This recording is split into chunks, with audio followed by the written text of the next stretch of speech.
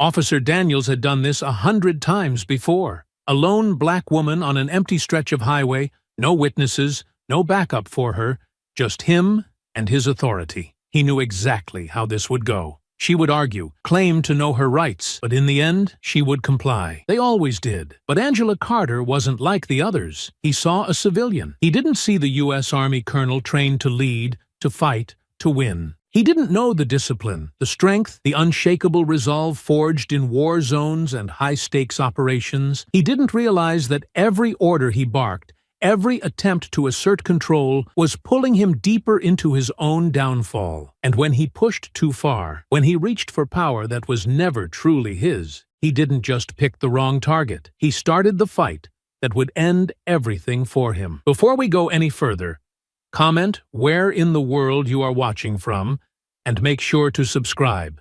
The evening sun cast golden streaks across the quiet stretch of highway as Colonel Angela Carter guided her SUV toward home. The hum of the tires against the pavement was steady, a soothing rhythm after a long day at a military function honoring veterans. She was dressed in civilian clothes, navy blue blazer over a crisp white blouse, neatly pressed slacks.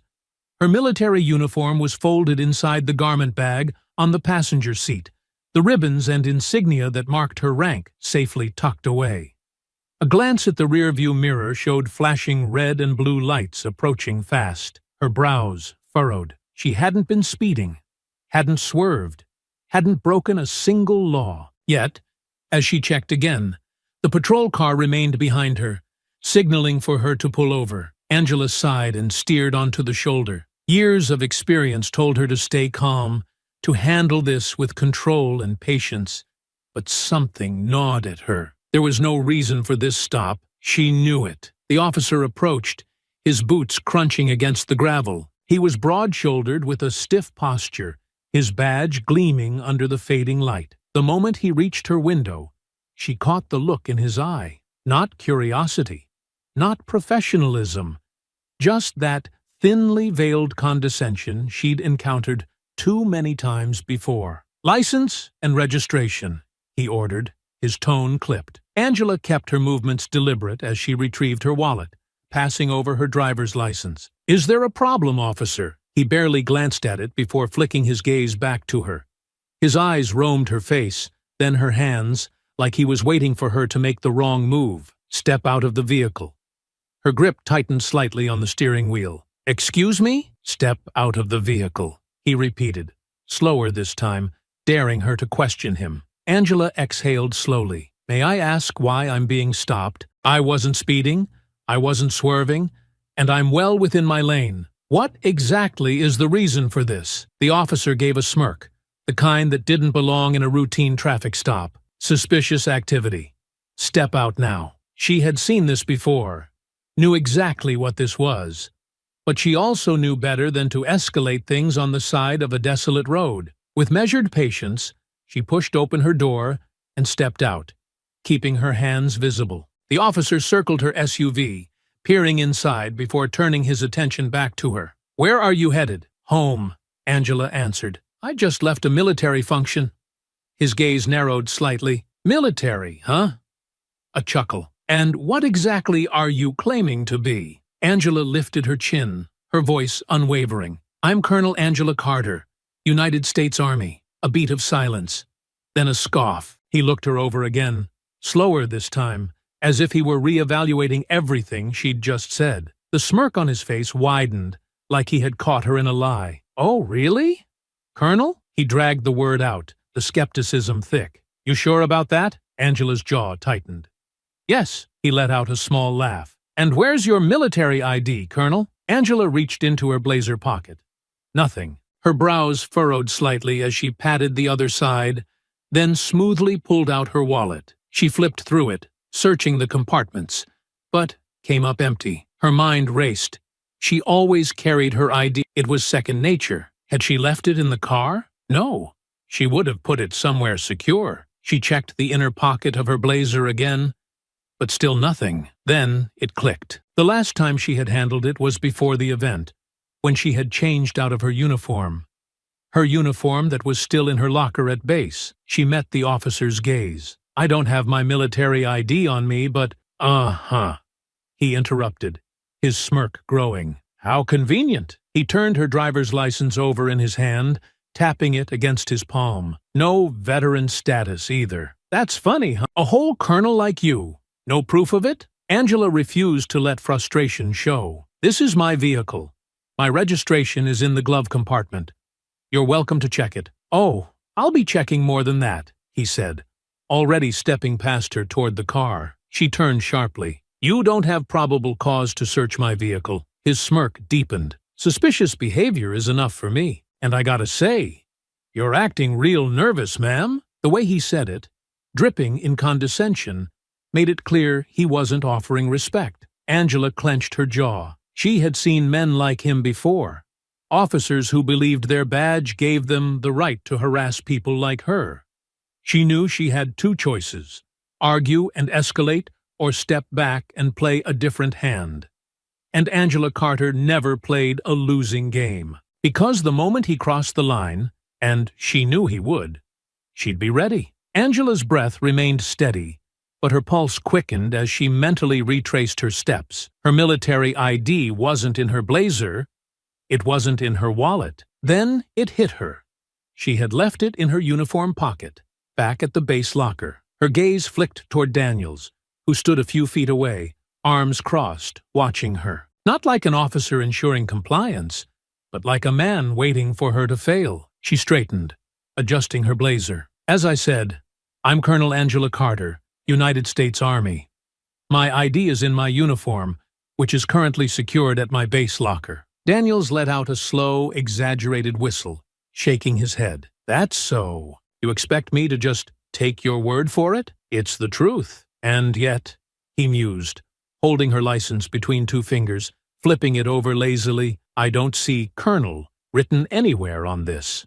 No veteran status, no military rank, not even a hint that you ever wore a uniform." He clicked his tongue. "You'd think a real soldier would make sure people knew." Angela didn't take the bait. She had encountered men like Daniels before, officers who wielded authority like a weapon, who took one look at her skin, at her face, and decided she didn't belong. This wasn't about her credentials.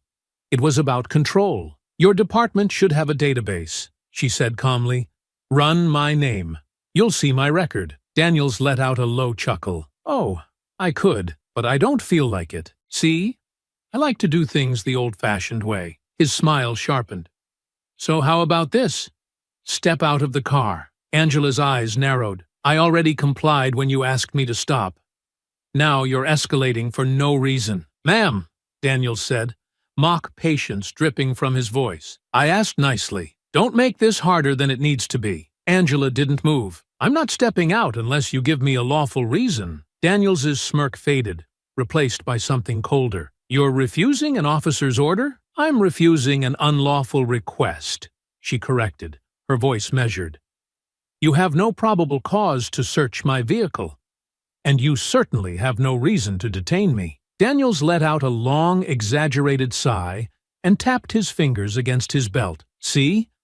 Now this is where things get messy. A driver refusing a lawful command from law enforcement? That sounds like resisting. And resisting?" He clucked his tongue. "That gets ugly real fast." Angela kept her stance firm, but she felt the shift. He was done playing. He wanted to push her, to make her react, to justify whatever he had already decided to do. "You wouldn't be threatening to arrest me now, would you?"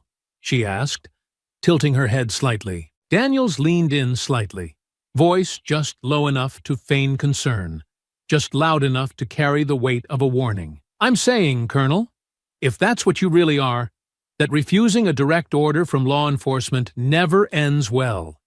And between you and me," his lips curled upward, "I don't think you're special enough to get an exception." Angela knew what he was trying to do. She had trained soldiers on psychological tactics, on how to manipulate an opponent into making a mistake. He wanted her to react, to give him a reason to escalate. She wouldn't give it to him.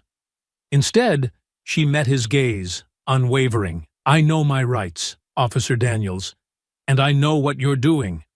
So either arrest me or let me go." The air between them crackled, thick with unspoken tension. Daniels had expected compliance, expected intimidation to do its job. But Angela wasn't afraid of him, and that infuriated him. His hand flexed at his side, hovering over his radio. His jaw tightened as he took a step closer, lowering his voice into something colder. "Have it your way." Angela remained still, refusing to back down. Daniels exhaled sharply. "You're under arrest." Angela remained still, her breath steady as Daniels stared her down, waiting for her to react. When she didn't flinch, didn't move, his lip curled slightly, annoyance flickering in his eyes. Then, without breaking eye contact, he reached for his radio. "Dispatch. I've got a possible 1029. Send backup to my location." His voice was smug, each word measured. Angela knew exactly what he was doing. 1029. Wanted person. He was deliberately escalating, setting the stage before even verifying anything. She exhaled slowly. "You're making a mistake, Officer Daniels." Daniels clipped his radio back to his belt, giving her a slow, mocking smirk. "Is that so?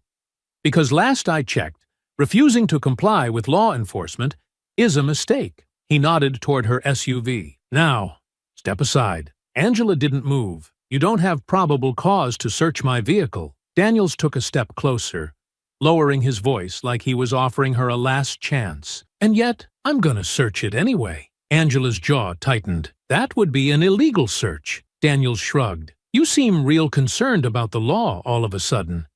If there's nothing in there, then you've got nothing to worry about." Before she could say another word, he turned and yanked open the driver's side door. Angela clenched her fists at her sides, forcing herself to remain still. Reacting would give him what he wanted, a reason to escalate further. Daniels leaned inside, rifling through the center console before popping open the glove compartment. Papers and personal items were tossed onto the seat without care. His movements were deliberate, reckless, as if he was determined to find something, anything, that would justify his actions. "Got yourself a little business running out of this car, Colonel?" he muttered, shoving through her things. "Smuggling something? Maybe stolen military property?" Angela let out a slow breath. "You're crossing a line." Daniels barely spared her a glance. "Lady, I don't see a line." He moved to the passenger side, throwing open the door and tearing through the compartments, flipping open her purse, tossing out items onto the seat. Angela refused to react. Instead, she reached into her pocket, feeling the smooth surface of her phone against her fingertips. She knew exactly who to call. Without a word, she turned slightly, angling away from Daniels, and discreetly scrolled through her contacts. Then, with a calm expression, she pressed the call button and lifted the device to her ear. She didn't need to say much. "This is Colonel Carter," she said smoothly. "I need a favor. Right now." Daniels was too busy tearing through her belongings to notice that the game had already changed. Daniels's frustration grew with every passing second. He had expected to find something, anything, that would justify his gut feeling, something to prove that this woman wasn't who she claimed to be. But the more he dug through Angela's belongings, the less he found. His hands tore through the glove compartment, the center console even under the seats, tossing her personal items carelessly onto the floor. Angela stood just a few feet away, still as a statue, watching, waiting. Her silence only made Daniels angrier. He slammed the passenger door shut, turning to her with a sneer. "Where is it?" Angela blinked. "Where is what?" Daniels let out a sharp breath, gesturing toward the mess he had made of her car. "Whatever you're hiding. Fake credentials? Stolen goods? Drugs?" He stopped himself, realizing how ridiculous he sounded. Angela didn't move, didn't speak, and that infuriated him. "You think this is a joke?" He stepped closer, voice lowering into something sharper. "You think because you act calm, I'm just supposed to let this go?" Angela lifted her chin slightly, her expression unreadable. "Are you finished?" Daniels scoffed, shaking his head. "Oh, we're just getting started." He pulled out his radio, pressing the button with more force than necessary. "Dispatch. I need K9 support for a full vehicle sweep. Possible narcotics or smuggled goods." Then, His radio crackled. An incoming call. Unit 13, hold all further action. You have an urgent call coming through from command. Patch in immediately. Daniels frowned. Command? He hadn't called anyone above his shift supervisor. Still gripping his radio, he stepped a few paces away and switched frequencies. This is Officer Daniels. Go ahead. There was a beat of silence. Then a voice. Sharp, authoritative, and furious. Officer Daniels? This is Captain Reynolds. What the hell do you think you're doing? Daniels stiffened. Captain? From HQ? His mouth opened, but no words came out. Are you deaf? Reynolds snapped. You are unlawfully detaining Colonel Angela Carter, a highly decorated officer of the United States Army. You will immediately cease your actions, stand down, and escort her to the station for a formal apology. Now. Daniels swallowed. His fingers twitched over the radio. Sir, You what? You ignored protocol? You illegally searched her vehicle? You harassed a senior officer like some backwater rookie with a power trip? Angela remained where she was, expression calm, posture unshaken. Daniels's gaze snapped to her, his blood boiling. This wasn't right. How did they know? The weight of his mistake slammed into him like a freight train. The radio crackled again. You're wasting time, Daniels. Get in your car, drive her to the station, and report to my office the second you arrive. You better pray I don't have your badge by the end of the day. The line went dead. Daniels stood frozen, his grip tightening around the radio, humiliation scorching through him. Angela stepped forward, smooth, effortless. She met his gaze with the same unshakable calm she had maintained all along. Are you finished? She asked again, voice steady. Daniels's jaw clenched so hard it ached. He had no choice. Wordlessly, he stalked toward his patrol car and yanked open the door. He didn't look at her as he ground out, "Get in." Angela exhaled, stepping toward her own car.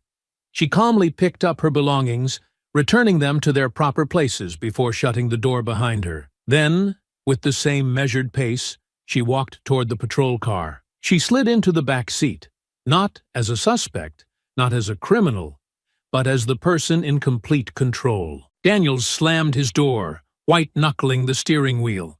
His foot jammed onto the gas, the tires screeching against the pavement as they pulled away from the shoulder. Angela settled in, gaze forward, voice level. Drive safe, officer. Daniels gritted his teeth so hard he swore he tasted blood. The drive to the station was silent, aside from the tense hum of the patrol car's engine. Daniels gripped the steering wheel so tightly, his knuckles were bone white. His jaw locked so hard it ached. Angela sat in the back, calm, composed, and unbothered. She had won, and he knew it. When they pulled into the station lot, Daniels barely waited for the engine to settle before throwing the car into park. Without a word, he yanked the door open and climbed out, his movements stiff with barely restrained frustration. Angela followed at her own pace, stepping out with measured ease. Inside, the air shifted the moment they walked through the doors. The entire precinct knew. Officers at their desks stole glances, some exchanging low whispers. Others avoided looking at Daniels entirely. The front desk sergeant barely raised his eyes before pressing the intercom. "She's here." Angela caught the way Daniels's shoulders tensed. He knew what was coming. A few seconds later, the police chief emerged from his office, a graying man with a squared jaw and a no-nonsense stare that cut across the room like a blade. Chief Warren Mitchell. Angela had dealt with men like him before. Old-school law enforcement, sharp but politically aware. He took in the scene quickly, Angela standing tall, Daniel stiff and silent beside her. His expression darkened. "Colonel Carter," Mitchell greeted, voice clipped but respectful. He turned to Daniels. "My office, now." Daniels hesitated for a split second, just enough for the chief's brow to twitch in warning, before stiffly marching past Angela toward the office. Angela followed, unhurried. Once inside, Mitchell shut the door with a sharp click. The air was thick with tension. Daniels stood at attention, but his fingers twitched at his sides, his frustration barely contained. Angela took her seat, crossing one leg over the other. The chief turned his glare on Daniels first. "I want to know what in the hell made you think detaining a United States Army colonel was a good idea?" Daniels's jaw tightened. "Sir," she refused to comply. "She didn't have ID on her, no veteran status on her license. How was I supposed to know she wasn't lying?" Mitchell's stare hardened. "You know how? Because you should have run her name. Because you should have followed protocol. Because instead of doing your damn job, you decided to harass someone who outranks you in every possible way." Daniels didn't move, but Angela could see the rage simmering beneath his skin. "Sir, save it." Mitchell leaned forward, voice lowering. "Do you have any idea what kind of mess I'm cleaning up right now? The Pentagon called me." "The Pentagon? You've just embarrassed this entire department." Daniels's lips pressed into a thin line, his hands balling into fists at his sides. Angela watched, silent, not needing to say a single word. Mitchell sighed, then turned to Angela. "Colonel Carter, I'd like to formally apologize for this department's failure today. This should never have happened." Angela nodded, accepting it but not letting it soften the moment. "I expect to see procedural changes to prevent this from happening again, Chief." Mitchell gave a firm nod. "Understood." Then he turned to Daniels. "Apologize. Now." Daniels froze, his fists clenched, his nostrils flared, but he had no choice. He slowly turned toward Angela, barely keeping his voice even. "I apologize." Angela tilted her head slightly. "For what?" Daniels's jaw twitched. He knew what she was doing, and he hated it. "I apologize," he bit out. "Colonel, for the inconvenience." Mitchell's voice cut through the tension like a knife. "Try again." Daniels swallowed hard, his throat bobbing. "I apologize for my actions today. I was wrong." The words sounded poisonous coming from him. "It won't happen again." Angela watched him carefully. The words were there. The meaning wasn't. She didn't need it to be. She had already won. Mitchell exhaled sharply. "Effective immediately, Officer Daniels. You are suspended pending review. If I had my way, I'd have your badge tonight." He narrowed his gaze. "You're lucky I don't." Daniels flinched at that. Humiliation settled deep in his bones. Angela stood, smoothing out her blazer. "I appreciate your cooperation, Chief." Angela turned her gaze to him, watching the way he shifted uncomfortably under the weight of his failure. "You set me up," he muttered under his breath. Angela lifted a brow. "I didn't have to." Daniel's nostrils flared, his rage barely contained.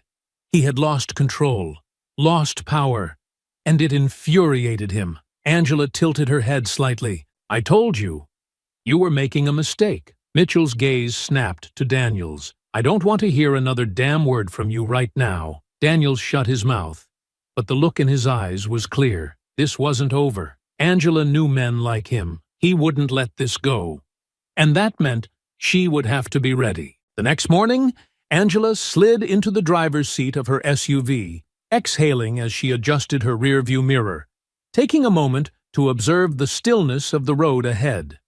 The air was crisp, the sun barely beginning its ascent, casting long shadows across the highway as the quiet hum of early morning life settled around her. Though the world around her seemed calm, she was not the type to let the surface dictate her reality. There was always something beneath it, something waiting to be seen, and she had spent her life learning how to recognize it before it revealed itself. She wasn't tense, but she wasn't relaxed either. After years in the military, she had learned one simple truth. When a man like Daniels gets humiliated, he doesn't let it go. Some men understood failure, took it as a lesson, moved forward with the understanding that life continued whether they liked it or not. Others, men like Daniels, let it consume them, let it burrow beneath their skin, feeding off the anger and resentment that festered inside them. His failure wasn't something he could accept. He had lost something he never thought would be taken from him: his authority, his control, his ability to intimidate and command obedience without question. And men like him didn't just let that go. They found ways to take it back. She had seen it before.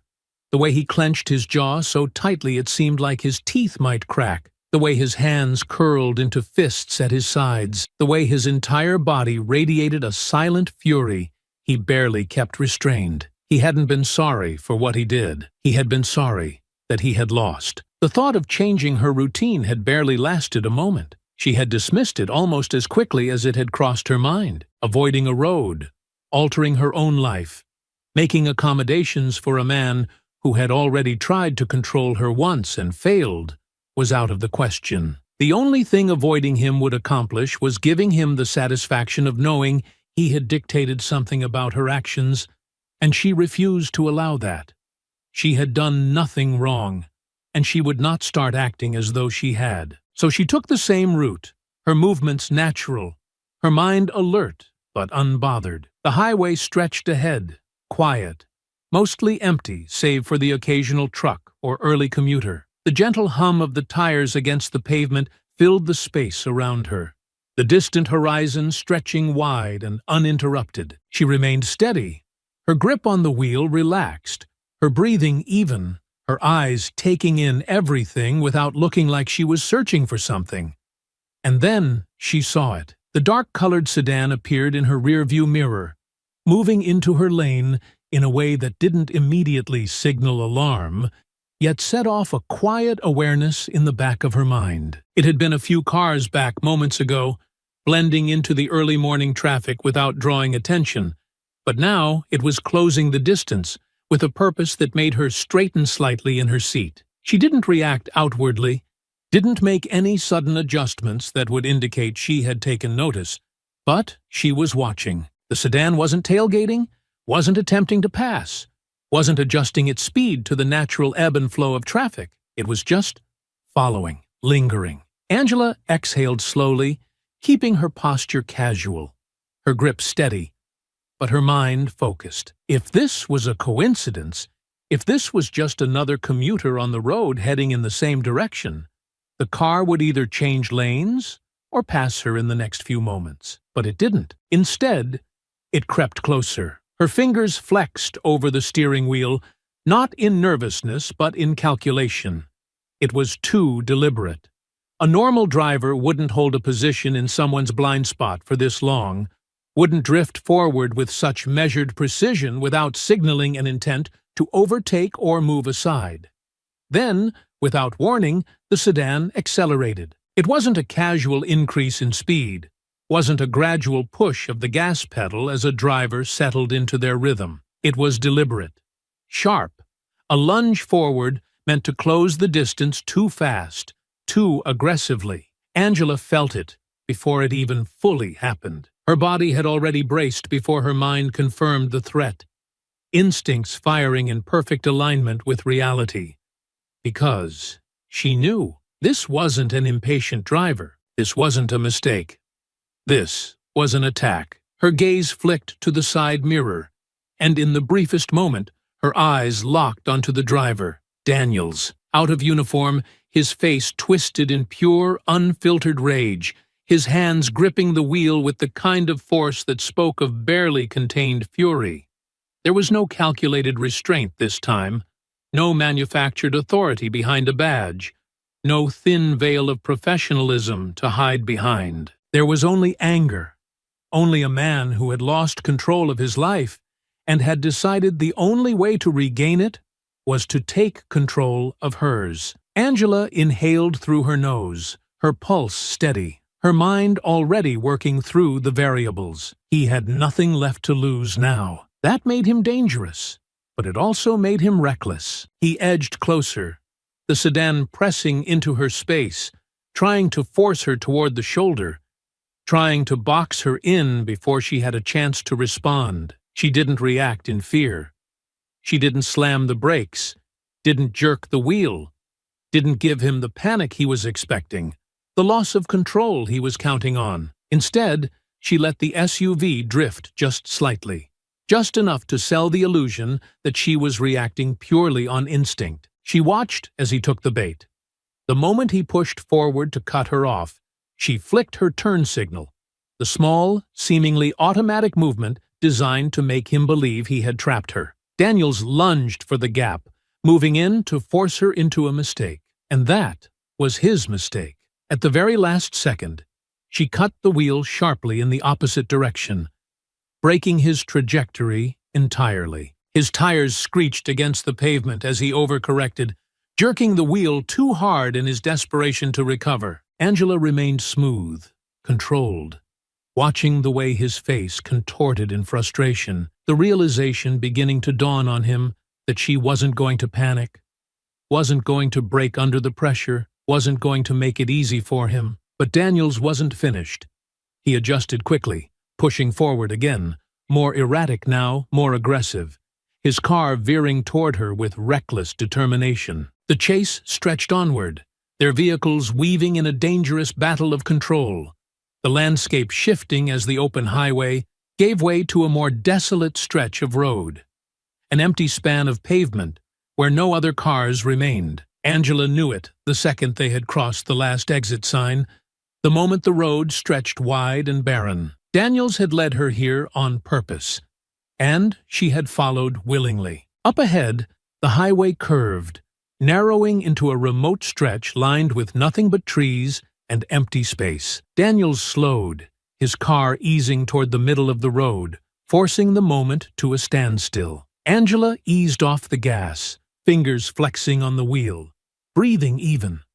The road ahead stretched empty, devoid of traffic or any passing witnesses, leaving only the two of them in the vast, desolate space. She had known this moment was inevitable, and now that it had arrived, there was nothing left to do but finish what had already begun. Angela slowed her SUV to a controlled stop, her hands steady on the wheel as she surveyed the isolated stretch of road before her. The trees loomed tall on either side, casting long shadows over the pavement, the thick silence settling between the two vehicles like a living thing. The moment her tires came to a halt, she exhaled slowly, rolling her shoulders once, feeling the tension gather like a storm waiting to break.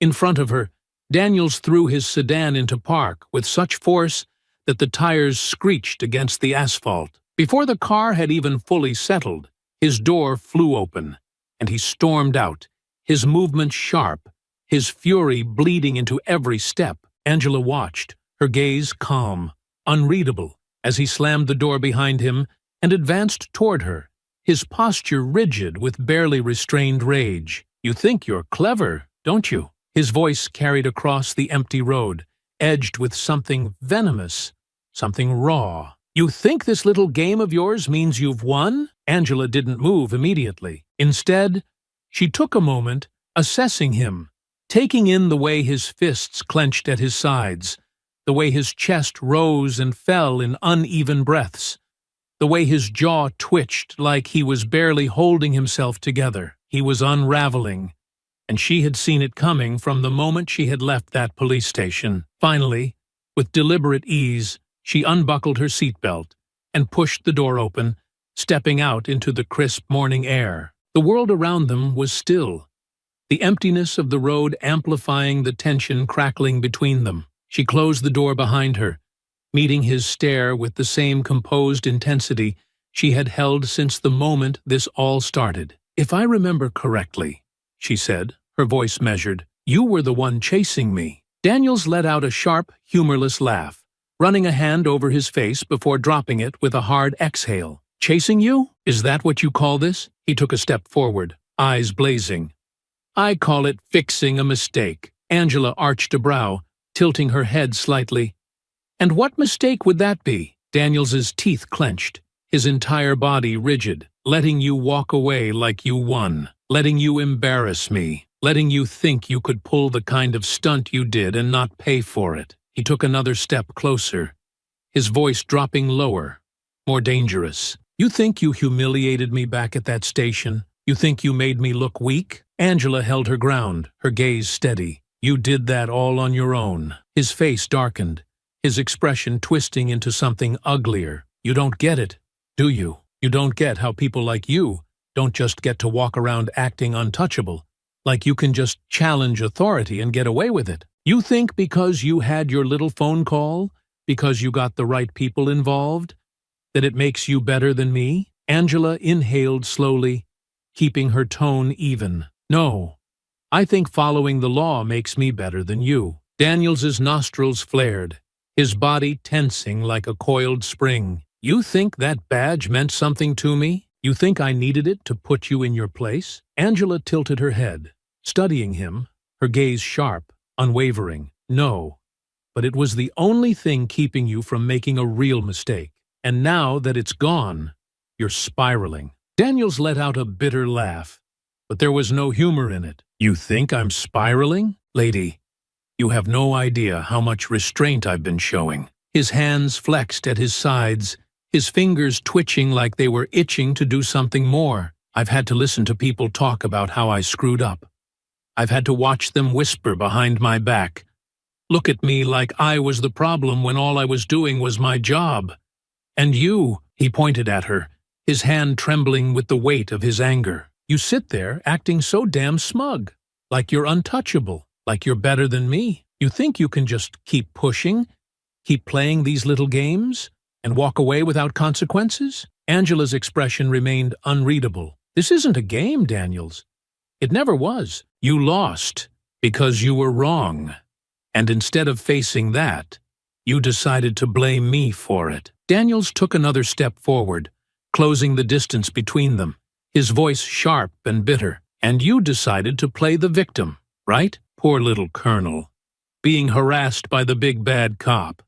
Making sure everyone sees you as the hero in this story. You got exactly what you wanted. Angela exhaled, the weight of his words rolling off her like water over stone. If I got what I wanted, you wouldn't be standing here right now. For a second, something flickered in his expression. Something close to realization. Close to understanding just how far he had taken this, but it vanished just as quickly.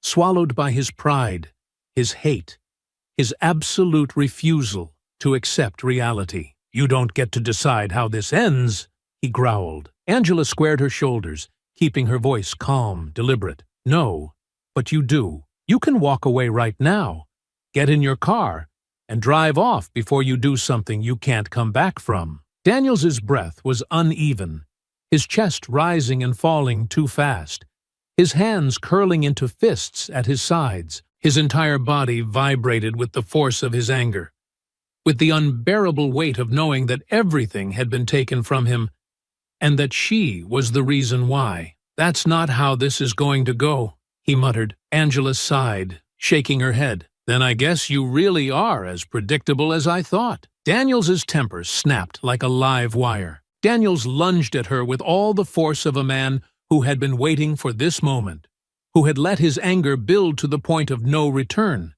who had convinced himself that the only way to take back what he had lost was to break her down first. Angela had already read him long before the first swing. His movements were sloppy, fueled by rage rather than skill, the kind of attack that came from someone who had spent years relying on intimidation and brute strength rather than refined technique. She sidestepped effortlessly, her stance shifting as his fist cut through empty air, the force of his own momentum carrying him forward in a way that left him momentarily exposed. She could have ended it right there. One sharp strike to his exposed ribs, a calculated elbow to his throat, a single well-placed kick to his knee would have sent him crumbling. But this wasn't about just stopping him. This was about making sure he understood. Daniels barely had time to recover before he came at her again, his frustration compounding with every failed attempt, his movements becoming more erratic. His second swing came in wilder than the first, aimed at her jaw, reckless and desperate. Angela ducked just beneath it, shifting to his side before he could readjust, her elbow snapping forward and slamming into his ribs with enough force to make him stumble. He let out a sharp grunt, his breath hitching from the impact, but it wasn't enough to stop him. If anything, it only made him angrier. "You!" he snarled, spinning to face her again, his teeth bared like a caged animal. "Think you're so damn superior, don't you?" Angela didn't answer. She didn't need to. She had already taken his measure, had already seen exactly what he was.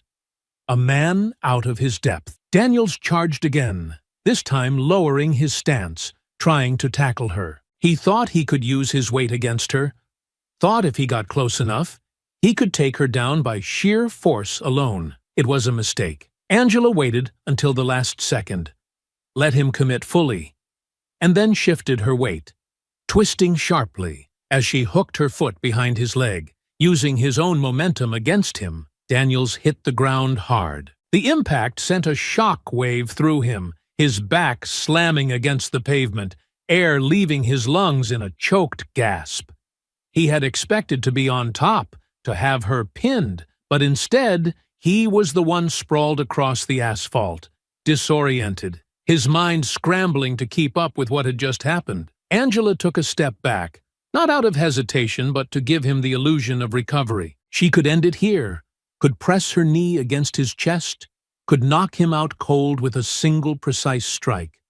But that wasn't enough. Daniels needed to feel every single second of this loss. He coughed, rolling onto his hands and knees, his breath ragged as he pushed himself up. His face was twisted in something between rage and disbelief, as if his brain couldn't fully process what his body was experiencing. Angela tilted her head slightly. "Are you finished?" The question landed like a slap, cutting deeper than any physical strike ever could. Daniels's hands curled into fists, his knuckles scraped from hitting the ground.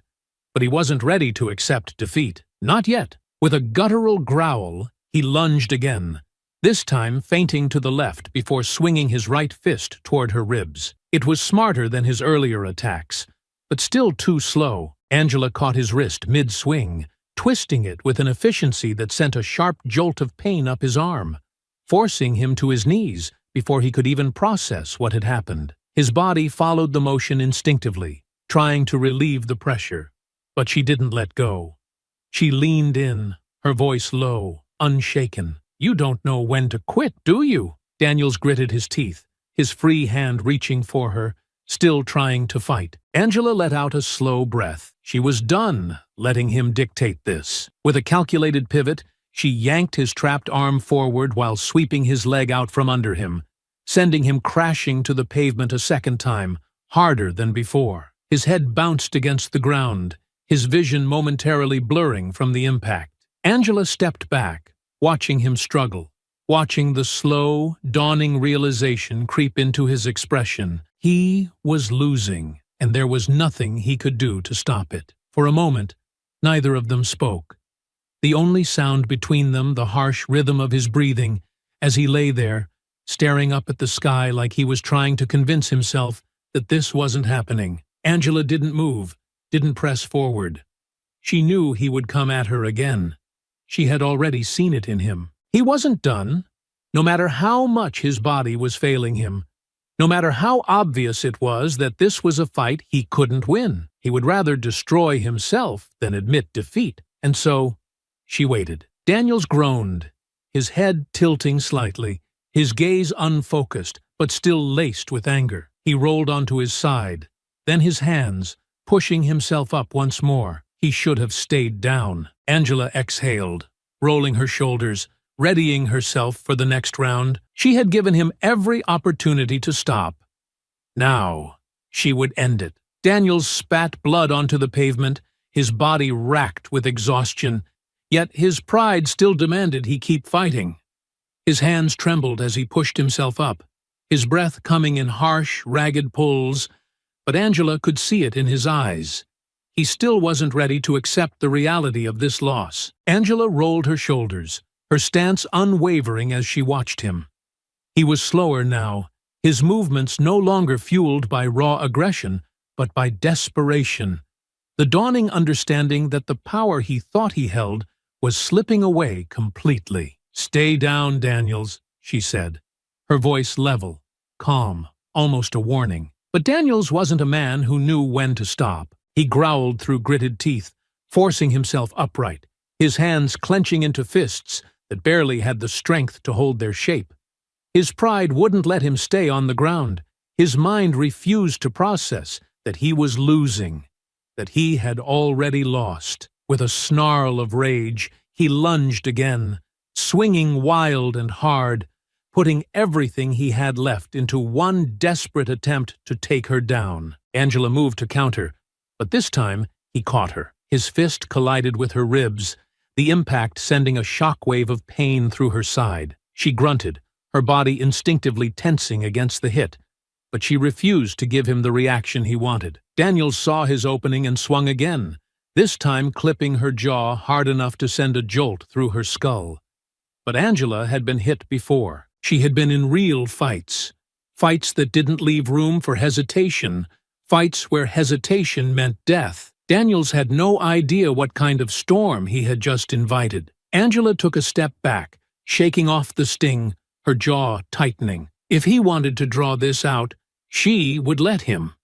But it would only make his defeat that much more unbearable. He charged again, reckless, thinking he had a second wind, thinking that those 2 hits meant he was turning this fight around. He was wrong. Angela sidestepped sharply, cutting to his flank, and before he could adjust, she hooked her arm around his throat, yanking him backward into a brutal chokehold. Daniels choked on his own breath, his hands immediately clawing at her arm, struggling against the iron grip that locked around his throat. He bucked, tried to twist out of it, but Angela tightened the hold, locking her legs around his waist, forcing him down.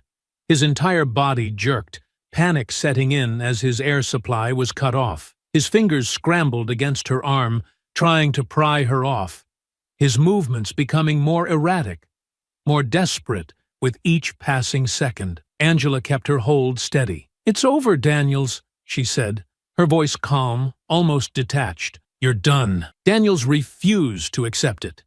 He thrashed, his feet kicking against the pavement, his nails digging into her skin, trying anything to break free. Angela didn't loosen her grip.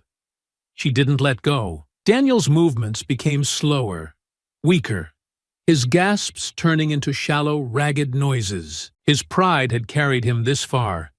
But pride didn't matter when your body was shutting down, when your lungs were screaming for oxygen, when the world around you was starting to fade. His hands, once filled with fight, began to shake. His legs, once kicking wildly, went still. And then, finally, the moment she had been waiting for. Daniels let out a strangled, broken sound, the last remnants of his pride slipping away. He couldn't win. He couldn't fight anymore. And he knew it. His voice came out hoarse, barely above a whisper. "Please." Angela didn't move. "What was that?" Daniels whimpered, his body completely giving up, his breath hitching with humiliation. "Please, let me go." Angela held the choke for just a few more seconds, letting him sit in his own complete and utter failure before finally releasing him. She shoved him forward, his body crumpling onto the pavement, coughing violently as air rushed back into his lungs. Daniels lay there, gasping, humiliated, shaking. Angela pushed herself up, rolling her shoulders, ignoring the dull ache in her ribs and jaw. She had taken a few hits, but compared to what he had just endured, it was nothing. Daniels coughed, his hands pressing against the ground, his entire body trembling from the exertion. But Angela saw something else in his eyes now. Something new. For the first time, he looked afraid, not just of her, of what he had become. She took a step forward, watching the way he flinched, how his entire body tensed like he expected another strike, expected more punishment. But she didn't hit him. She just looked at him. "You brought this on yourself," she said quietly. "You could have walked away, Daniels. You could have moved on, but you didn't. And now, here you are." Daniels swallowed thickly, his throat raw, his shoulders slumped. He looked small, defeated, like the weight of his own choices had finally crushed him. But then, in the silence, something shifted. Daniels's breathing evened, his fingers curling against the pavement, and before Angela could move, he sprang forward, scrambling to his feet, bolting toward his car. Angela's eyes narrowed. He wasn't just trying to escape, he was running. Not on her watch. Daniels sprinted toward his car, his body still aching, his breath uneven. But his mind was locked onto one singular goal: escape. His pride had already been shattered, his body beaten. But if he could just get in the car, if he could just get away, he could convince himself that he still had something left. that this wasn't the end. Angela, however, wasn't about to let that happen. Her muscles fired before the thought even fully formed, her feet pounding against the pavement as she launched after him, closing the distance in seconds. Daniels was fast, but he was running on pure adrenaline, his body betraying him with every faltering step. Angela, trained for endurance, for control, for the exact kind of chase he was attempting, moved like a shadow at his heels. Daniels reached his car, fingers grasping at the door handle. But before he could pull it open, Angela cut in from the side, slamming her palm against the door, forcing it shut. He barely had time to react before she pivoted, driving her elbow into his ribs with precise force. Daniels stumbled against the car, his breath exploding from his lungs in a sharp, choked gasp. His body, already battered and weakened, failed him as he sagged against the vehicle, his knees buckling for just a moment before he caught himself against the hood. Angela wasn't done. She stepped in front of him, positioning herself between him and any possible escape. Her SUV was angled just behind his sedan, boxing him in. He had nowhere to run. Daniels, still gasping, turned, his body pressing against the car as if it could somehow swallow him whole. As if there was still some way out of this, his hands curled into weak fists, his bruised knuckles trembling at his sides. Angela rolled her shoulders, completely composed, watching him with a look that made it clear she was still in control, that no amount of scrambling or desperate lunging would change how this ended. "You done running?" she asked, her voice steady. Daniels swallowed hard, his throat bobbing, his breaths still too shallow, his body still leaning too much on the car behind him for support. His silence was answer enough. Angela exhaled, tilting her head slightly. "Did you really think you'd get away, after everything?" Daniels's jaw clenched, but there was no real defiance left in his eyes. There was no victory here, no moment of triumph, no last-ditch effort that could change the outcome. Angela took a step closer, forcing him to shrink back against the metal. "You could have walked away," she said, matter of fact, almost tired. "You could have taken your loss and moved on. But you don't know how to let things go, do you?" Daniels let out a slow, ragged breath, his hands twitching like he wanted to say something, like he wanted to defend himself, but nothing came out. There was nothing left to say. Angela studied him for a long moment,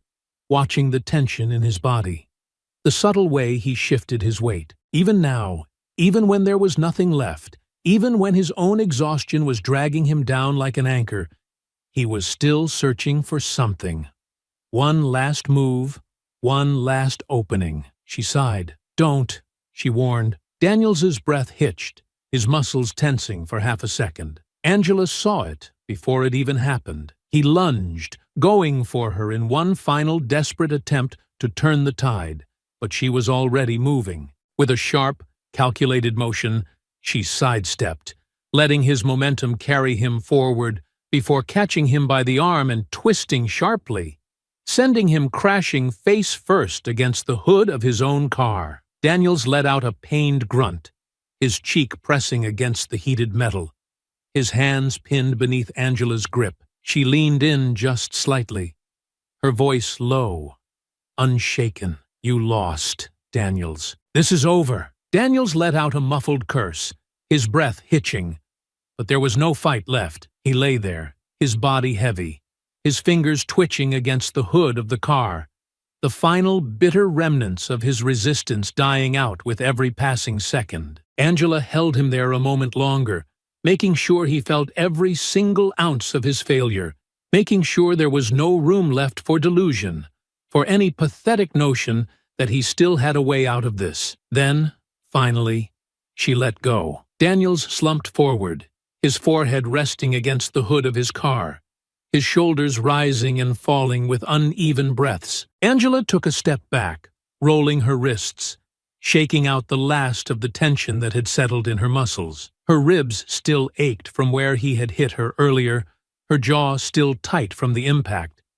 But compared to what he had just endured, it was nothing. She tilted her head slightly, watching as Daniels stayed exactly where he was, his hands limp against the metal, his entire body radiating defeat. "You really should have known better," she said, calm, steady. "Men like you always think you can do whatever you want. You think you can abuse your power, intimidate people into submission, control every situation you walk into. And for a while, you probably got away with it." She took another step back, her voice lowering. "But that ends today." Daniels didn't respond. He just sat there, broken and humiliated, the weight of reality finally crashing down on him. Daniels didn't move.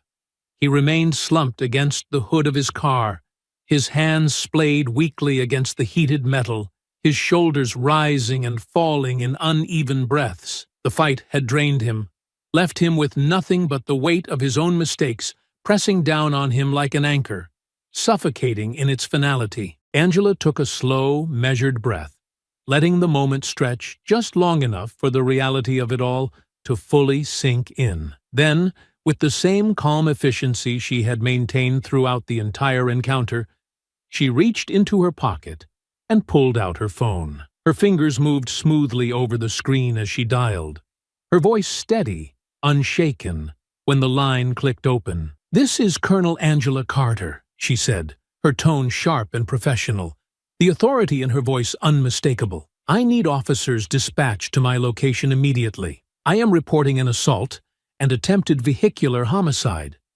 The suspect is restrained and currently non-compliant." Daniels stiffened. For the first time since the fight had ended, he moved, just barely.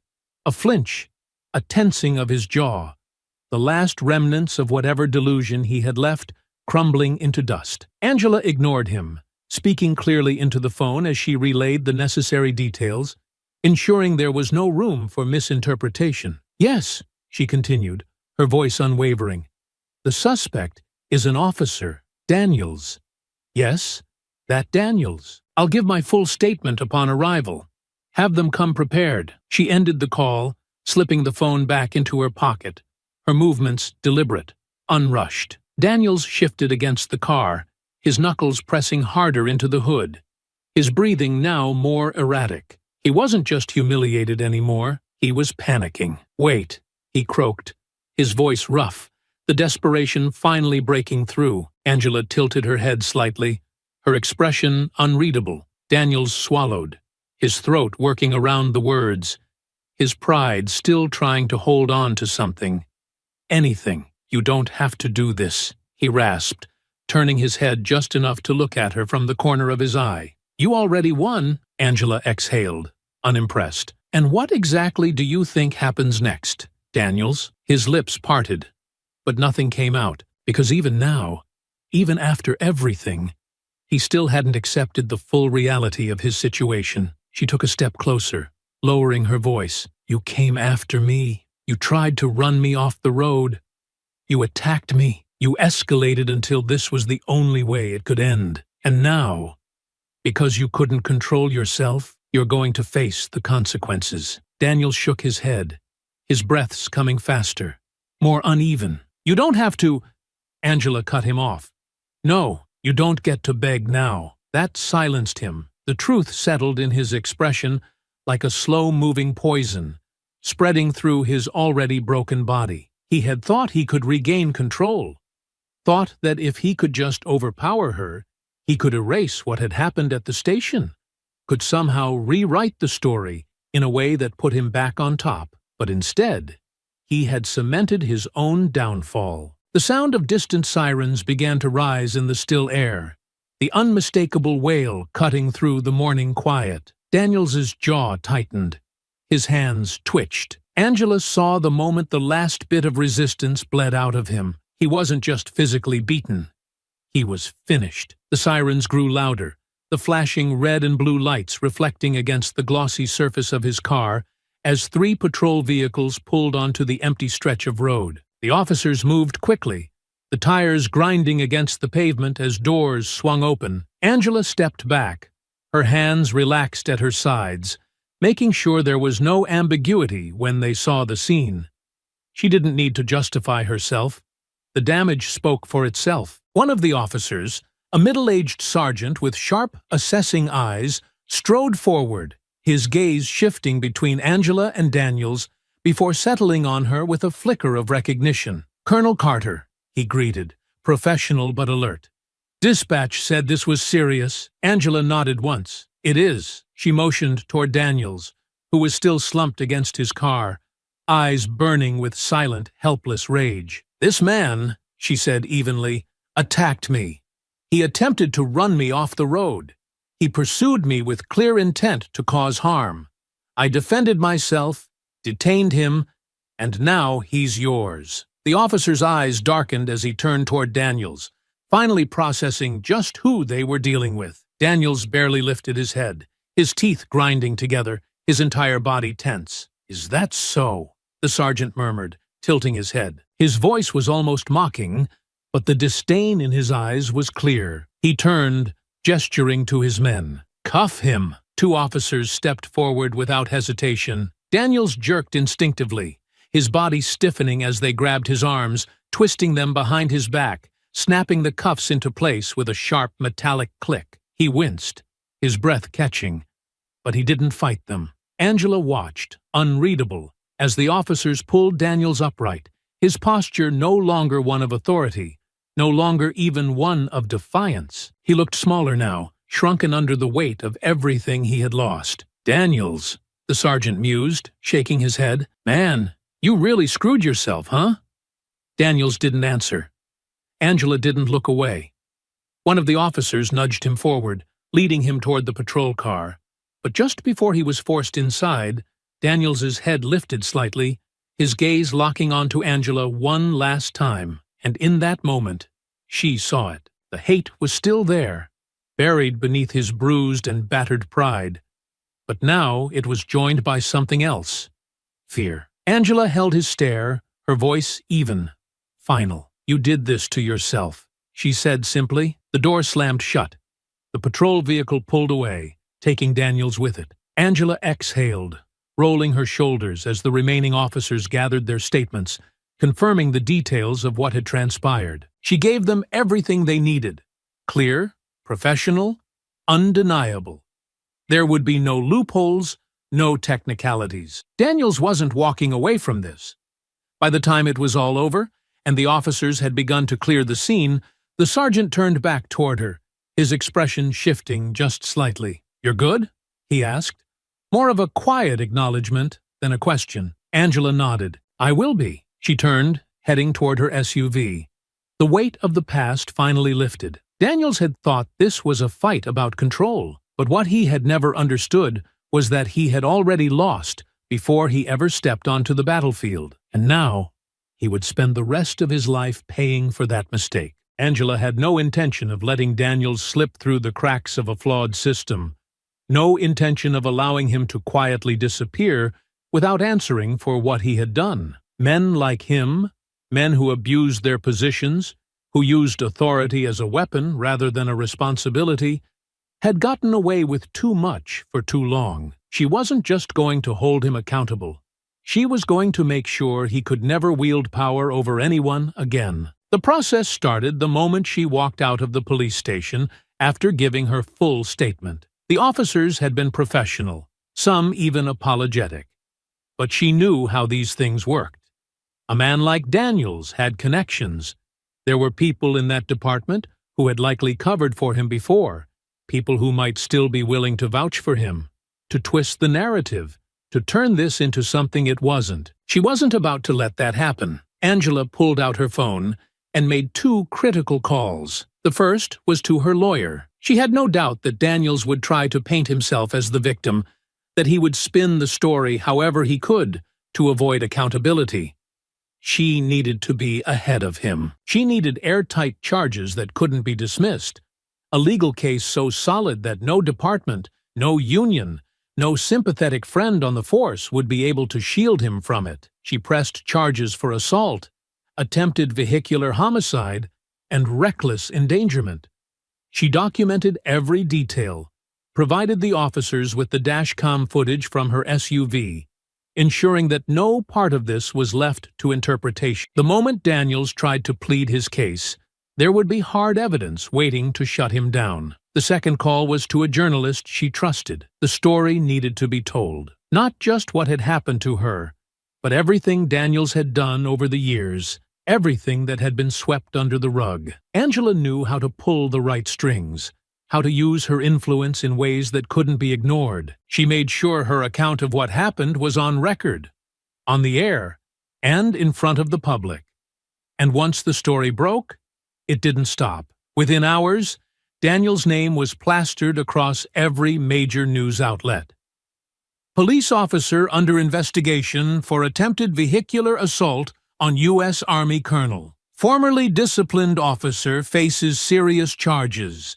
History of complaints uncovered. Did the system protect a repeat offender? An examination of Daniels's record. Angela hadn't needed to say much. The facts spoke for themselves.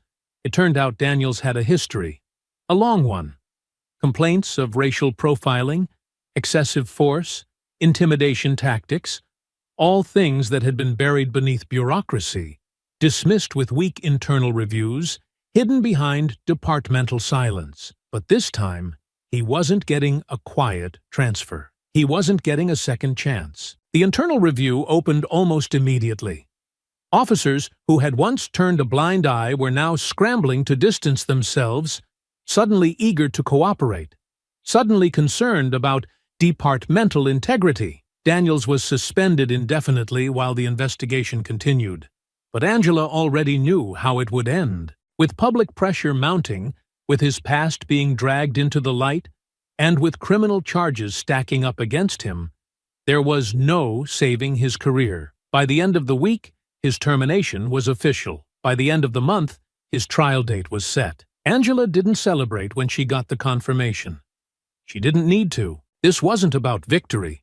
It was about justice, about ensuring that men like Daniels could never use their badges as weapons again. When the final announcement came through, the department's formal statement confirming that Daniels was no longer an officer, Angela simply exhaled, the weight of it settling over her in quiet finality. She had done what needed to be done. And Daniels?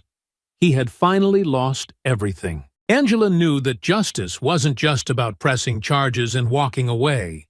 Knowing Daniels would serve his sentence, it wasn't enough to simply see his name smeared across headlines or to hear about his termination from the force. She understood that a man like him, even after facing consequences, would search for another way back in, whether it was through private security, consulting, or some backdoor loophole that allowed him to retain even a fraction of the power he had abused for years. She had seen it happen before. Officers disgraced in one department, only to resurface in another under the right political climate. Their records conveniently overlooked. Their histories rewritten by the people who wanted to believe they had been wronged. That wasn't going to happen here. Angela filed a civil lawsuit against him, ensuring that whatever came next, he would face financial ruin alongside his already irreparable reputation. The injuries she sustained during his attack, her bruised ribs, the swelling in her jaw from where he had landed his desperate punches, were enough to justify damages in court. And that was only the beginning. Her vehicle, though still operational, had taken serious damage from his reckless pursuit, further proving his intent to harm and destroy rather than serve and protect.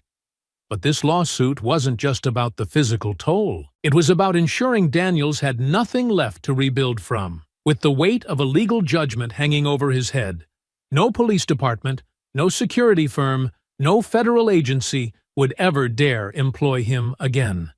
If there was even the slimmest possibility that he might worm his way into another position of authority, she would make sure the lawsuit followed him like a scarlet letter, a permanent stain that could not be erased. And as expected, the moment news of her lawsuit broke, the entire community reacted. The fallout was immediate and explosive, sparking a firestorm of debates and heated opinions from every corner of the city. People chose sides, argued, fought, exposed their biases, as stories like this always did, bringing out the best and worst in the public. Some called her a hero. There were those who saw the truth for what it was, who recognized Daniels for the predator he had always been, who understood that had she been anyone else, someone without her rank, without her training, without her resources, the outcome would have been entirely different. She was praised for standing her ground, for refusing to let a man with a badge use it as a weapon against her, for ensuring that Daniels didn't just lose his job, he lost the ability to ever do this again to anyone else. But then, there were the others. The ones who refused to believe she had acted in self-defense. The ones who insisted Daniels had been set up. The ones who took to online forums, news comment sections, and social media platforms, spewing the same tired rhetoric that always surfaced in cases like this. She should have just complied. He was just doing his job. The media always goes after good cops. Another officer sacrificed because of political pressure. Women like her think they can get away with anything. None of it surprised Angela. She had expected it. She had seen how the world responded to men like Daniels when they were finally held accountable. There was always a segment of the population willing to ignore the evidence, willing to twist the story into something more comfortable, something that allowed them to cling to their deeply ingrained biases rather than accept the facts. But none of it affected her. She had spent years in war zones. She had walked through places where life and death were separated by mere seconds, where every decision carried real, lasting consequences. The opinions of people who had never fought for anything, who had never stood for anything more than their own manufactured outrage, meant nothing to her. Angela didn't entertain their arguments. She didn't sit for interviews. She didn't engage in the debates. She let the facts speak for themselves. Daniels had hunted her. He had attempted to run her off the road. He had attacked her with full intent to inflict harm, possibly even kill her. And when it had come down to a fight, when there was no badge left to protect him, when he was forced to stand on his own against someone stronger, more disciplined, more skilled, he had lost. That was the truth. And no matter how many people tried to spin it, no matter how many voices screamed for his redemption, the reality remained unchanged. His name was ruined. His career was over. And now, with the lawsuit in place, with every financial and legal door slammed shut in his face, Daniels had no escape, no way to rebuild, no path back to the life he had once used as a tool for power and control. Angela continued living her life, unaffected by the noise, unshaken by the backlash, unbothered by the people who had chosen to make this a fight about ideology rather than the facts.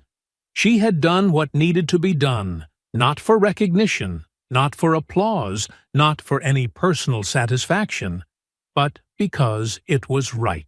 Daniels had believed this was about power, but real power had never belonged to him. And now, after everything, he finally understood that. The day of the trial arrived with the weight of inevitability. For weeks, the city had been buzzing with anticipation, with every major news outlet covering the downfall of the once protected officer now facing serious criminal charges. The courtroom was packed, the tension thick, as people watched with sharp, unblinking focus, waiting to see if the system would truly hold one of its own accountable. Angela walked in with the same unwavering confidence she had carried since the moment this all began. She wasn't here for spectacle.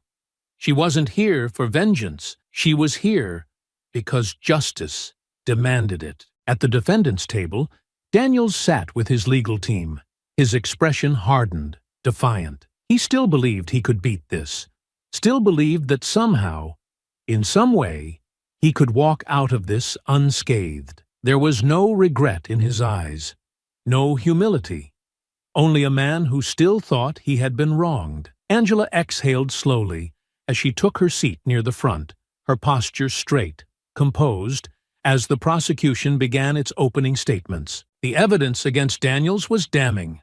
The dashcam footage played first, showing every critical moment, the illegal stop, the aggressive escalation, the chase, and finally, the brutal fight. The court watched as Daniels tried to force her off the road, as he lunged at her with unchecked fury, as he lost control, not just of the situation, but of himself. Then came the witness statements from fellow officers, some who had once defended him, now forced to admit the undeniable truth.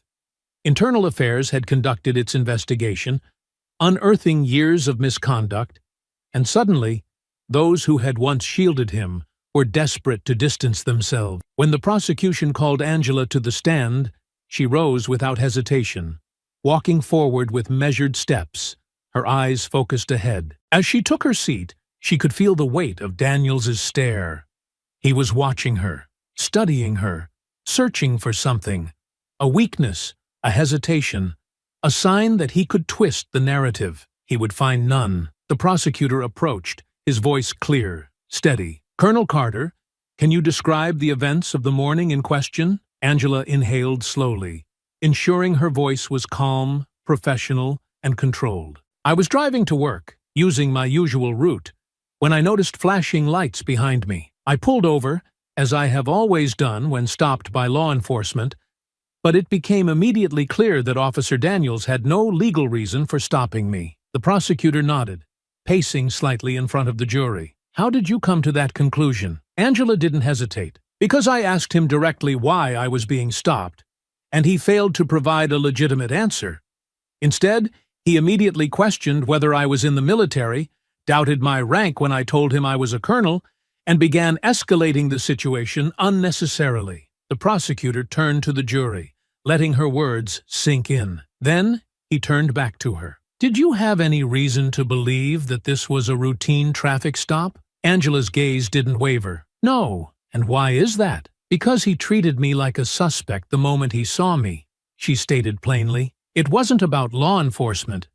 It was about power. And when I didn't give him the reaction he expected, he pushed harder." Daniels shifted at the defense table, his fingers curling into fists, his jaw tight. He hated hearing this. He hated that she was dismantling him piece by piece in front of everyone. The prosecutor nodded, moving to the next part of the case. "At what point did the situation escalate beyond verbal confrontation?" Angela exhaled slightly, recalling the moment vividly. "When he demanded I exit the vehicle without cause. I asserted my rights, refusing to comply without a legitimate reason, and he immediately threatened me with arrest. It was clear that his intention was to intimidate me into submission. And when that didn't work?" Angela's eyes flickered toward Daniels for the briefest moment before returning to the prosecutor. "He called for backup, and then proceeded to conduct an unlawful search of my vehicle, rifling through my belongings, looking for anything he could use to justify his actions. When he found nothing, he still refused to let me leave. He wanted control. That was all this ever was." The prosecutor let the moment linger before continuing. "And then later, after the incident was reported, and he was suspended, what happened?" Angela kept her expression neutral, but inside, she felt the weight of the memory settle over her. "He found me again," she said, her voice even. "He used his personal vehicle to follow me, to corner me on an empty road, and then attempted to run me off the highway." "Would you say he was attempting to harm you?" Angela tilted her head slightly. "I would say he was attempting to kill me." A murmur rippled through the courtroom. Daniels's legal team shifted uncomfortably, while he stared daggers into her, his entire body stiff with anger. The prosecutor nodded, as if expecting the answer. "And when you were forced to defend yourself, what was his response?" Angela let out a slow breath. "He didn't stop. Even after it was clear he couldn't win, even after I gave him multiple opportunities to walk away, he refused. He wasn't just fighting for survival. He was fighting for control. And when I took that away, when I left him no choice but to face the reality of his actions, he did what men like him always do." The prosecutor raised an eyebrow. "And what is that?" Angela finally turned her head fully, looking straight at Daniels as she answered. "He ran." Daniels' face darkened, his hands gripping the arms of his chair. It was the first time she had acknowledged him directly, and it hit him like a slap to the face. The prosecutor nodded, turning back to the judge. "No further questions." Angela stepped down from the witness stand, her movements measured, composed, unshaken. As she took her seat again, she didn't glance in Daniels's direction. He wasn't worth the energy. The trial stretched on, but the damage had already been done. His past had been exposed. His actions had been laid bare. His credibility was in shambles. The courtroom felt heavier now, thick with a tension that pressed against the walls, as if the very air had absorbed the weight of everything that had been revealed. The trial had lasted for days, but in reality, Daniels had lost long before the jury had been sent to deliberate. His past had been unraveled thread by thread. Each incident of racial profiling, each use of excessive force, each complaint that had been buried by his superiors, all of it dragged into the light, all of it undeniable. And yet, he sat there, rigid, unyielding, refusing to break. The judge, an older man with sharp, calculating eyes, adjusted his glasses as he prepared to deliver the final sentence. He glanced over at the defense table, his expression unreadable. "Before we proceed," the judge said, voice calm but firm, "the court will allow the defendant to make a statement." The room shifted. A murmur rippled through the audience. The anticipation was thick, because this was it, Daniel's last chance to explain himself, to take responsibility, to show even the slightest acknowledgement of the harm he had caused. Angela didn't react. She simply folded her hands in her lap, waiting. Daniel stood slowly, straightening his jacket, his posture stiff, his jaw locked. He looked out at the room, at the faces staring back at him, at the jury that had already condemned him, at the press in the back row, eager to capture his downfall. For the first time since the trial began, he finally spoke. "I was doing my job." The words hung in the air for a moment, as if he expected them to carry more weight than they did. Angela remained still, watching, listening. Daniels exhaled sharply, his hands gripping the sides of the defense table, his knuckles white with tension. "You can sit here and say whatever you want about me. You can bring up every complaint, every so-called investigation, every time some civilian thought I was too aggressive, too forceful, too quick to act." He paused, shaking his head, his voice hardening. "But none of you have ever worn this badge. None of you know what it's like out there." There it was. Angela could feel the quiet shift in the room, the way the jury members exchanged glances, the way the prosecutor sat back slightly, letting Daniels bury himself deeper. Daniels took a slow breath, his voice growing more strained. "Every day, I put on that uniform and walked into the unknown, never knowing if I'd make it back home. Every stop, every call, every encounter could be the one that ended my life. And you expect me to hesitate? You expect me to second-guess my instincts?" His eyes flickered toward Angela for just a second, before snapping back to the judge. "I saw a situation, and I handled it the way I was trained to. You think I'm the only one who would have done what I did? You think any other cop wouldn't have done the same?" Angela remained expressionless, but inside she recognized his words for exactly what they were, an admission wrapped in defiance. Daniels wasn't apologizing. He wasn't showing remorse. He was justifying. The problem was, no one in that room was buying it anymore. The judge took a moment before speaking, as if giving Daniels space to realize his mistake, as if waiting for him to understand that he had just made things worse for himself. "You claim you were just doing your job," the judge said, voice measured, deliberate. "And yet, the evidence presented in this courtroom shows a pattern of behavior that goes far beyond law enforcement. What we have seen here is not the result of instinct or training, but a willful abuse of power." Daniel's jaw ticked, but he remained silent. The judge continued, "You acted not out of necessity, but out of personal resentment. You did not pursue Colonel Carter because she posed a threat. You pursued her because she did not submit to you in the way you expected. You did not arrest her because she was guilty of a crime.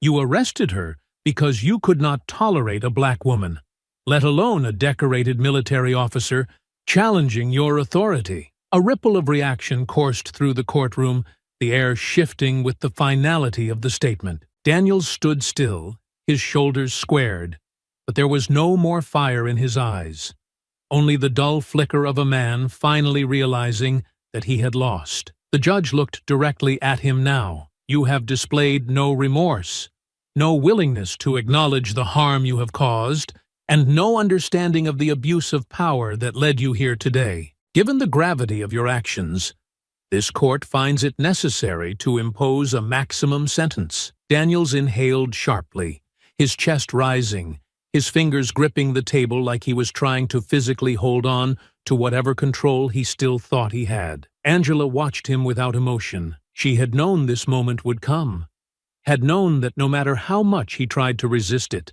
Daniels would face the consequences of his choices. The judge's voice was firm as he delivered the sentence. "Mr. Daniels, you are hereby sentenced to 15 years in federal prison for attempted vehicular homicide, aggravated assault, and abuse of power under the color of law. You will be stripped of any law enforcement privileges, and you will no longer be eligible to serve in any official capacity in any government or security role upon your release." Daniels's entire body went still, his breath catching in his throat as the weight of the judge's words settled over him like a crushing force. 15 years, the number echoed in his head, louder than the murmurs rippling through the courtroom, louder than the sound of his own pulse hammering against his skull. The final blow had landed, not just in the sentence itself, but in the absolute finality of it. There was no escape. The sharp crack of the gavel against the wood rang through the silence, sealing his fate in a single decisive moment. Within seconds, the bailiffs moved in, stepping to either side of him, their hands firm as they prepared to take him away. There was no ceremony to it, no hesitation.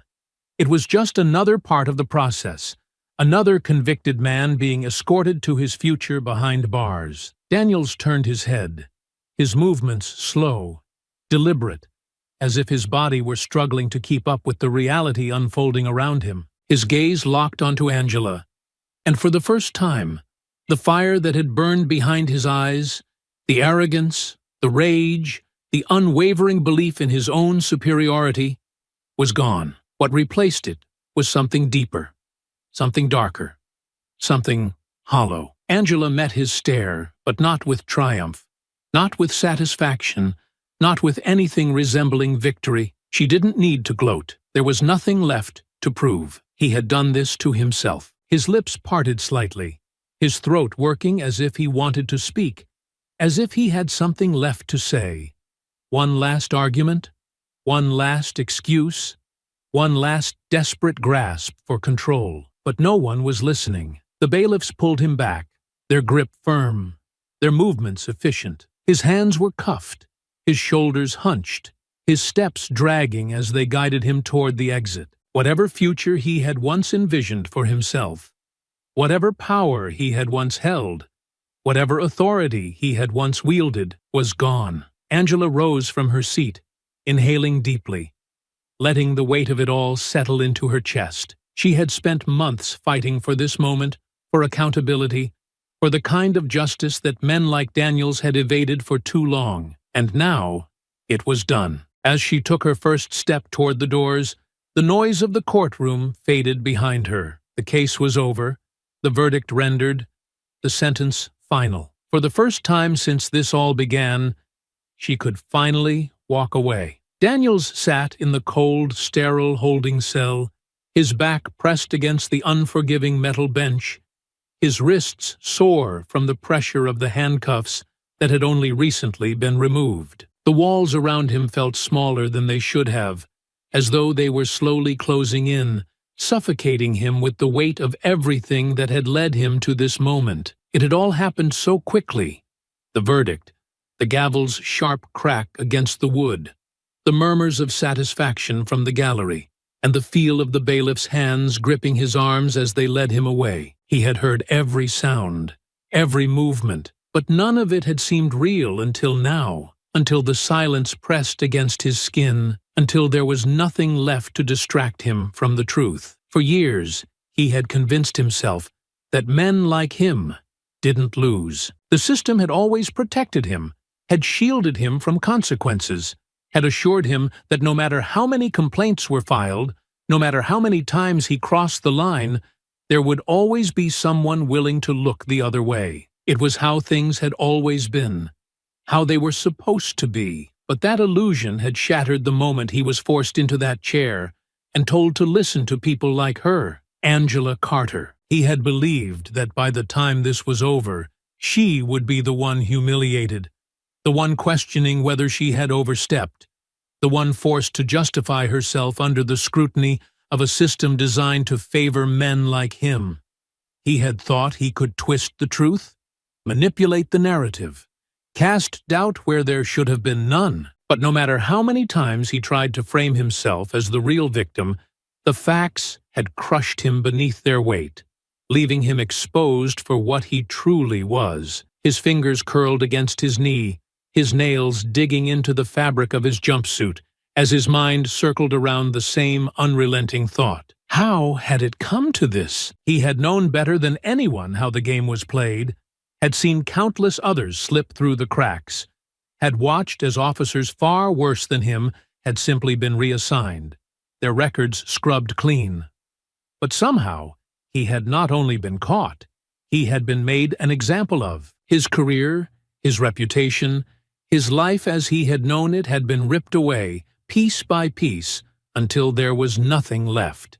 His career, his reputation, his life as he had known it, had been ripped away, piece by piece, until there was nothing left. The more he thought about it, the more his stomach twisted, burning with resentment, with the deep, gnawing feeling that this wasn't supposed to happen to him. If Carter had just backed down that day, if she had just done what he expected her to, if she had just swallowed her pride and shown him the respect he deserved, none of this would have happened. She had humiliated him back then, had stripped him of his authority, had challenged him in a way that no one ever had before. And even now, even after everything, even knowing that he was the one sitting in this cell, preparing for a future behind bars, he still hated her for it. But hatred wouldn't change anything. Angela Carter had won, and he had lost. No matter how many times he replayed the events in his head,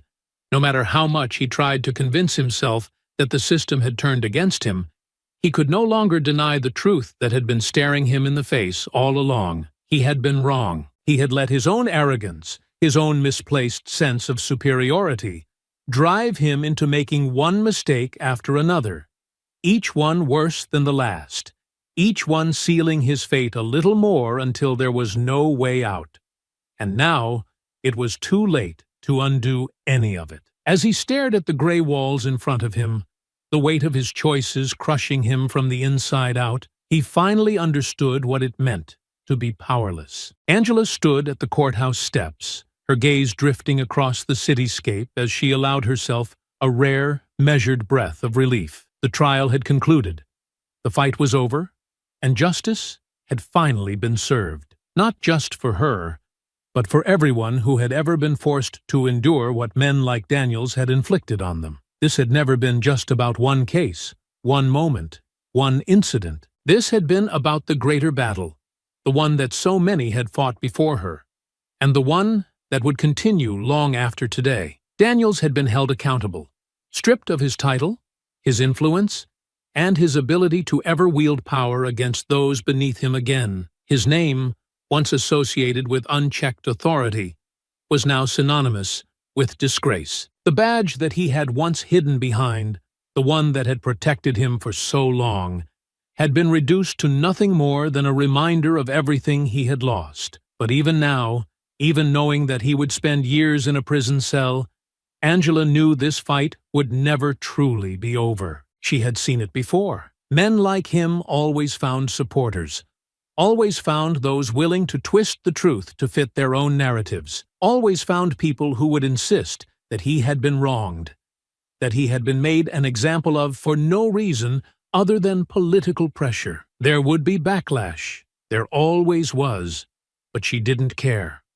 She had not come this far to concern herself with the opinions of those who had no interest in the truth. What mattered was that the system had done what it was meant to do, that it had worked for once, that justice had been carried out in a way that left no room for doubt. Daniels had been given every opportunity to show remorse, to take responsibility, to acknowledge what he had done.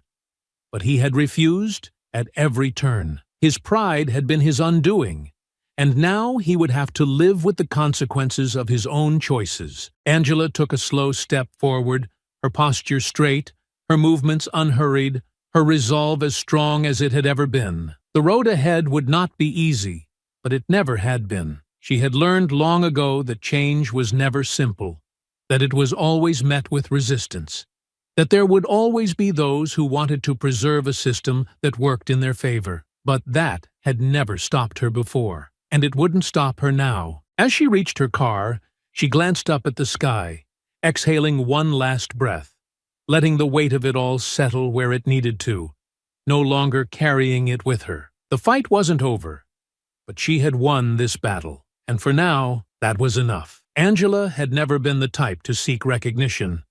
She had spent years in the military, serving with discipline and focus, never expecting applause, never chasing accolades. She had done what needed to be done because it was right, not because she wanted to be celebrated for it.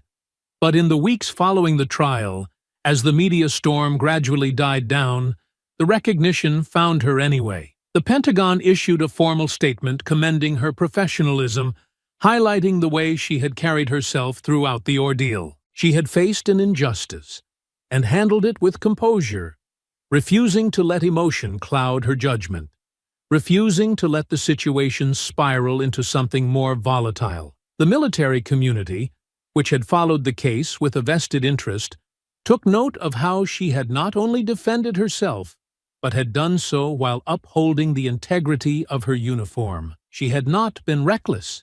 She had not been careless. She had followed protocol and taken every necessary step to ensure that the system worked as it should. Her commanding officers reached out personally, expressing their respect, some even telling her that what she had done would serve as an example for others. She had not just fought for herself. She had fought against an abuse of power that had gone unchecked for too long, and she had won. Still, for Angela, the real victory was not in the headlines that called her a testament to discipline and justice, or in the messages of support that poured in from people she had never met.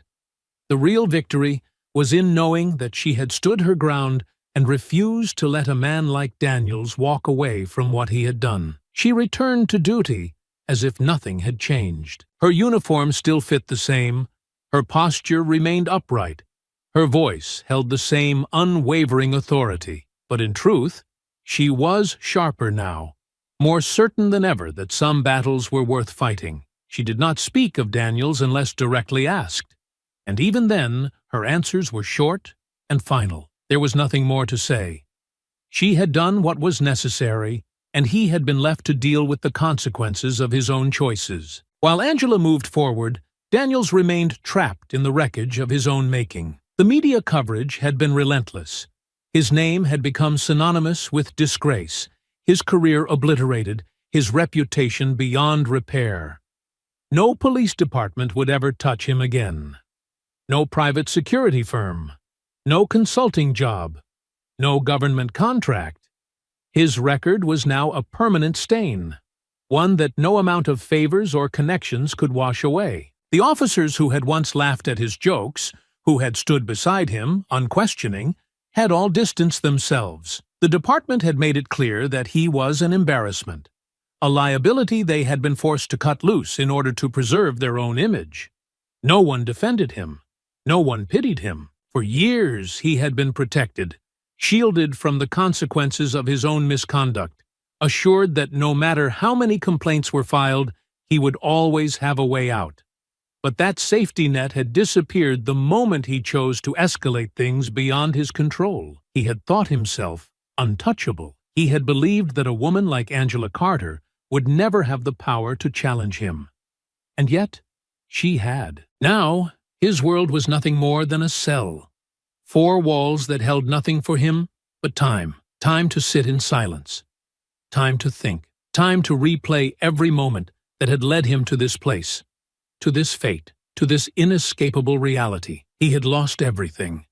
His job, his reputation, his future. His name had become a cautionary tale, spoken in hushed tones among officers who had once considered him their own. Angela sat at her desk, flipping through mission reports, listening to the steady hum of activity outside her office. There was always another task ahead, always another assignment waiting. The world had not stopped because of what had happened, and neither had she. The fight had been exhausting, the battle longer than it should have been, but justice had been served. She had seen firsthand what unchecked power could do, what happened when people believed themselves above the law. Daniels had worn his badge as if it had given him dominion over others, as if it had placed him beyond the reach of accountability. He had mistaken authority for control, mistaking fear for respect, and he had believed, right up until the very end, that he would walk away untouched. But no one was untouchable. Justice had been served, not just in a courtroom, but in the undeniable reality that Daniels had lost everything. Angela had seen it through to the end, ensuring that he would never again hold power over another person. And that was enough. As she looked out the window, watching the sun stretch across the base, she let out a slow, steady breath. There was no more fight ahead. No unfinished war waiting to be won. This was the end of the road. The chapter had closed, and she was finally free to move forward. I hope you enjoyed that story. Please share it with your friends and subscribe so that you do not miss out on the next one. In the meantime, I have handpicked 2 stories for you that I think you will enjoy. Have a great day.